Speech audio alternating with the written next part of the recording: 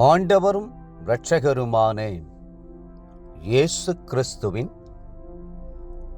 ஈடு இணையற்ற நாமத்தில் அன்றன்றுள்ள அப்பம் வாசகர்களுக்கு எங்கள் அன்பின் வாழ்த்துக்கள். 2026 ஆண்டு பிப்ரவரி மாதம் 18ஆம் தேதி புதன்கிழமைக்குரிய தின தியானம்.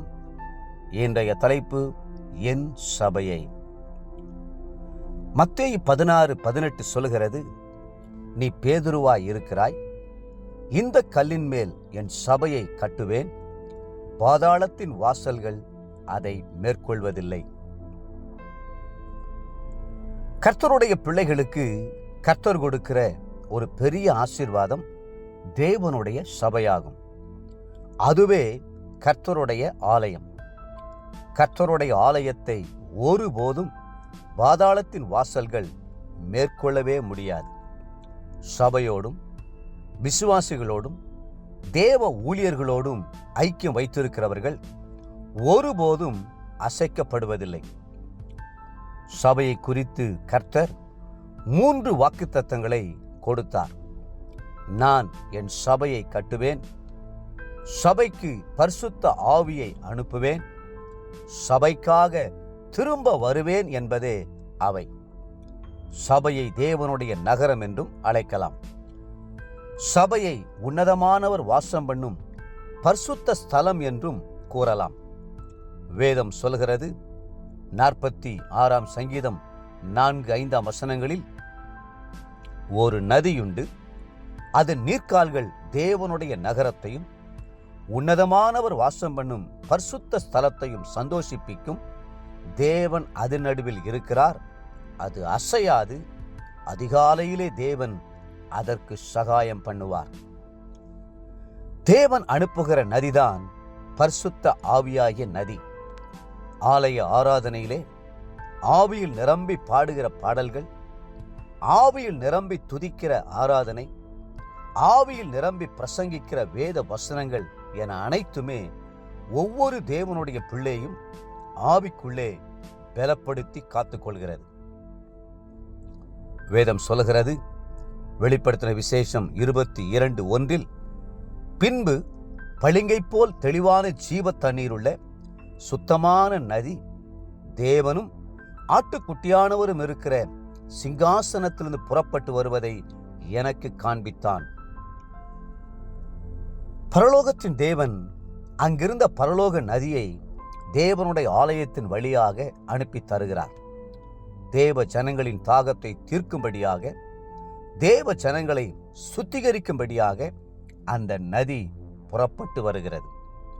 நீங்கள் ஒருபோதும் சபை கூடுதலை அசட்டை செய்யாதீர்கள். கர்த்தருடைய பிள்ளைகளின் ஐக்கியம் உங்களுக்கு மிகுந்த வல்லமையாக இருக்கும். சபை கூடி வருதலை சிலர் விட்டுவிடுகிறது போல நாமும் விட்டுவிடாமல் ஒருவருக்கொருவர் புத்தி சொல்ல கடவோம். எபிரெயர் 10:25. சபை அல்லது ஆலயம் என்று சொல்லும்போது அதை 2 பெரும் பிரிவுகளாக பிரிக்கலாம்.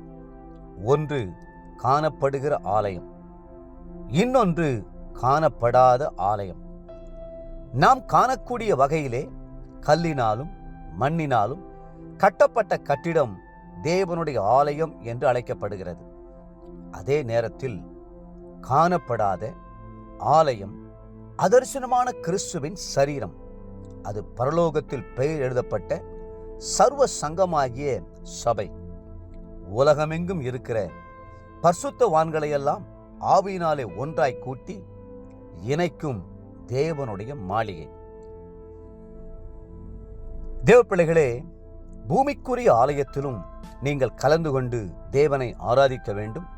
அதே நேரத்தில் அதர்சனமான பரலோக குடும்பமாகிய சபையிலும் நீங்கள் மகிழ்ந்து களிகூற வேண்டும். ஆலயத்தின் ஆசீர்வாதங்கள் உங்களுக்கு காத்து கொண்டிருக்கின்றன. இன்றைய நினைவிற்கு 65ஆம் சங்கீதம் 4ஆம் வசனம், உம்முடைய பிரகாரங்களில் வாசமாய் இருக்கும்படி நீர் தெரிந்து கொண்டு சேர்த்துக் கொள்ளுகிறவன் பாக்கியவான். உம்முடைய பரிசுத்த ஆலயமாகிய உமது வீட்டின் நன்மையால் திருப்தியாவோம். இன்றைய வேத வாசிப்பு காலை லேவியராகமம் 23 மற்றும் 24 அதிகாரங்கள், மாலை மார்க்கு 1 அதிகாரம் 1 22 வசனம் முடிய. அன்புக்குரிய அன்றன்றுள்ள வாசகர்களே, மீண்டும் உங்களை வாழ்த்துகிறோம். ஆலய பிரகாரங்களில் வாசமாயிருங்கள். கர்த்தர் தாமே உங்களை ஆசீர்வதித்து மென்மேலும் உயர்த்துவாராக. ஆமேன்.